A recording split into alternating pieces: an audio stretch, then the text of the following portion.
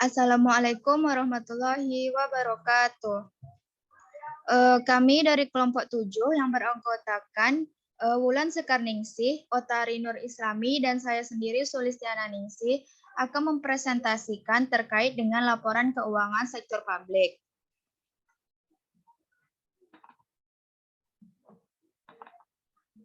Laporan keuangan sektor publik merupakan posisi keuangan penting yang berasal dari transaksi-transaksi yang dilakukan oleh organisasi sektor publik. Laporan keuangan ini untuk menciptakan akuntabilitas sektor publik.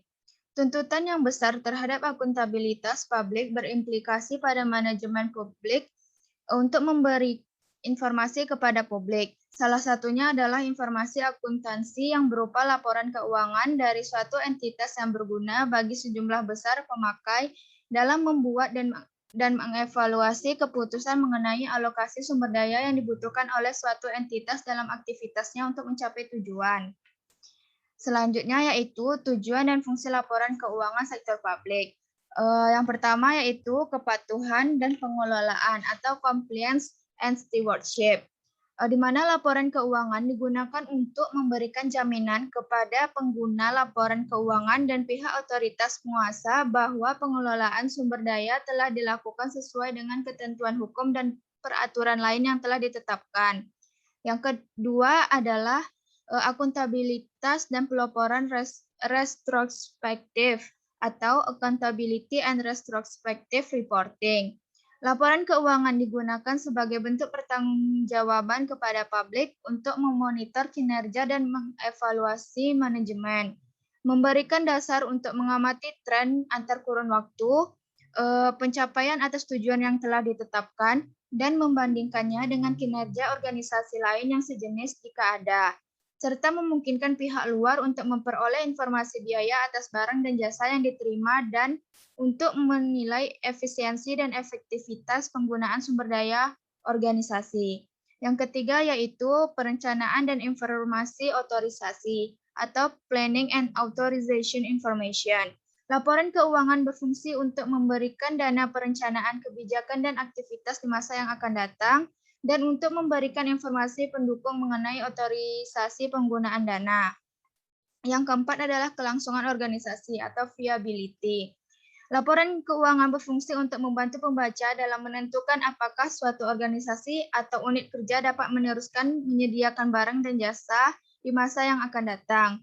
Yang kelima adalah hubungan masyarakat atau public relation, di mana laporan keuangan berfungsi untuk memberikan kesempatan kepada organisasi untuk mengemukakan pernyataan atas prestasi yang telah dicapai kepada pemilik untuk dipengaruhi karyawan atas masyarakat, serta sebagai alat komunikasi dengan publik dan pihak-pihak lain yang berkepentingan. Yang keenam adalah sumber fakta dan gambaran, atau source of facts and figures. Laporan keuangan bertujuan untuk memberikan informasi kepada kelompok kepentingan yang ingin mengetahui organisasi secara mendalam. Selanjutnya yaitu tujuan umum laporan keuangan bagi organisasi pemerintah. Yang pertama yaitu memberikan informasi yang digunakan untuk pembuatan keputusan ekonomi, sosial, dan politik, serta sebagai bukti pertanggungjawaban, accountability, dan pengelolaan stewardship. Yang kedua yaitu memberikan informasi yang digunakan untuk mengevaluasi kinerja manajerial dan organisasional. Selanjutnya yaitu tujuan laporan keuangan organisasi nirlaba menurut Statement of Financial Accounting Concept number 4 atau XFAQ 4. Di mana tujuan laporan keuangan organisasi nirlaba dalam XFAQ 4 ini adalah yang pertama yaitu laporan keuangan organisasi non-bisnis hendaknya dapat memberikan informasi yang bermanfaat bagi penyedia dan calon penyedia sumber daya, serta pemakai dan calon pemakai lainnya dalam pembuatan keputusan yang rasional mengenai alokasi sumber daya organisasi. Yang kedua yaitu memberikan informasi untuk membantu para penyedia dan calon penyedia sumber daya, serta pemakai dan calon pemakai lainnya dalam menilai pelayanan yang diberikan oleh organisasi non-bisnis serta kemampuannya untuk melanjutkan memberi pelayanan tersebut. Yang ketiga, memberikan informasi yang bermanfaat bagi penyedia dan calon penyedia sumber daya, serta pemakai dan calon pemakai lainnya dalam menilai kinerja manajer organisasi non-bisnis atas pelaksanaan tanggung jawab pengelolaan serta aspek kinerja lainnya. Yang keempat, memberikan informasi mengenai sumber daya ekonomi, kewajiban, dan kekayaan bersih organisasi, serta pengaruh dari transaksi, peristiwa, dan kejadian ekonomi yang mengubah sumber daya dan kepentingan sumber daya tersebut. Yang kelima, memberikan informasi mengenai kinerja organisasi selama satu periode pengukuran serta periodik atas perubahan jumlah dan keadaan atau kondisi sumber kekayaan bersih organisasi non-bisnis, serta informasi mengenai usaha dan hasil pelayanan organisasi secara bersama-sama yang dapat menunjukkan informasi yang berguna untuk menilai kinerja. Yang keenam, memberikan informasi mengenai bagaimana organisasi memperoleh dan membelanjakan kas atau sumber daya kas, mengenai utang dan pembayaran kembali utang, dan mengenai faktor-faktor yang dapat mempengaruhi likuidasi organisasi. Yang terakhir yaitu memberikan penjelasan dan interpretasi untuk membantu pemakai dalam memahami informasi keuangan yang diberikan.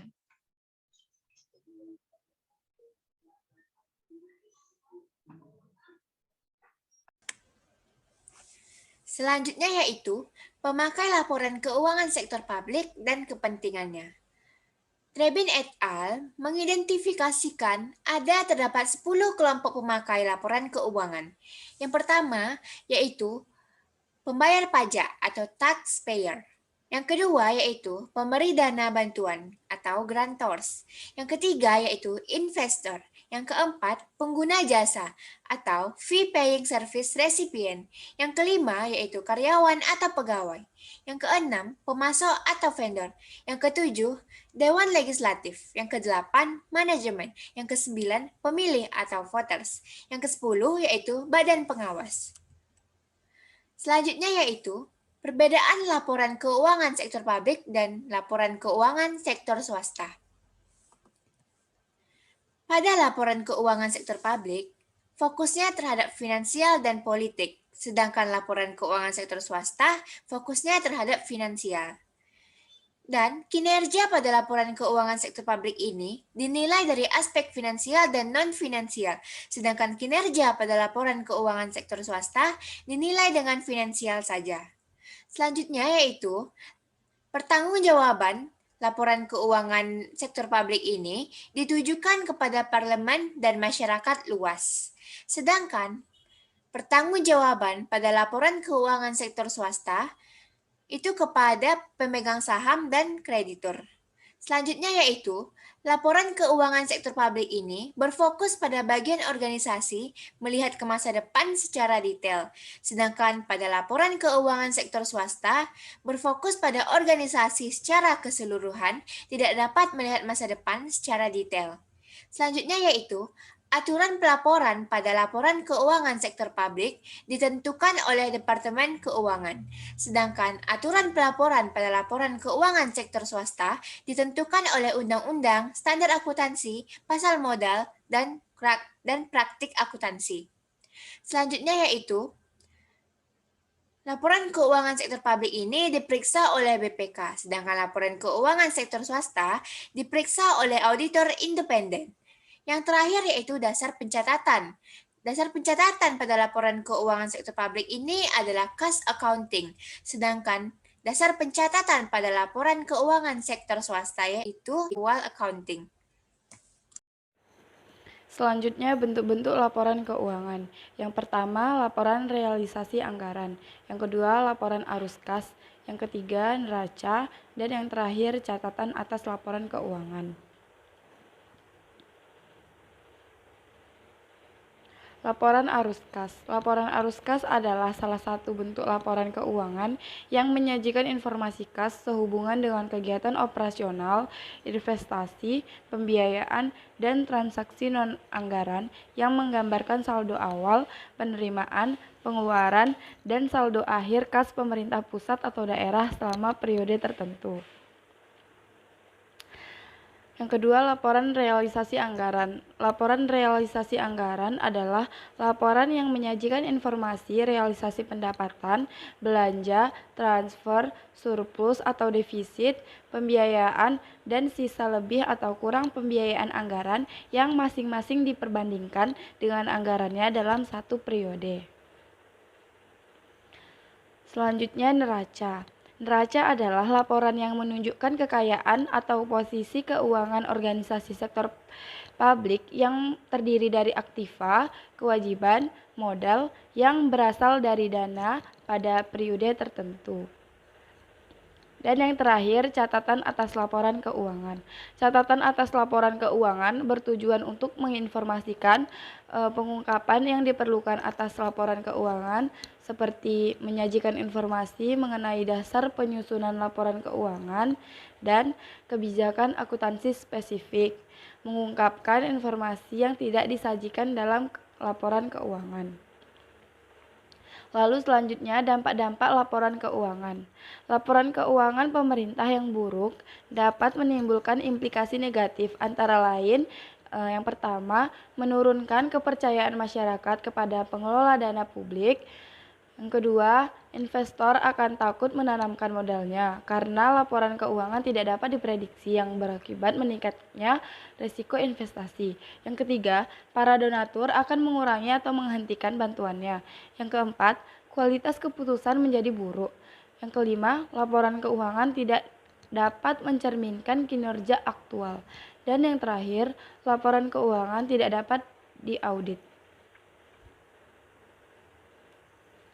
Sekian dari kami, apabila ada kesalahan kami mohon maaf. Kami akhiri, wassalamualaikum warahmatullahi wabarakatuh.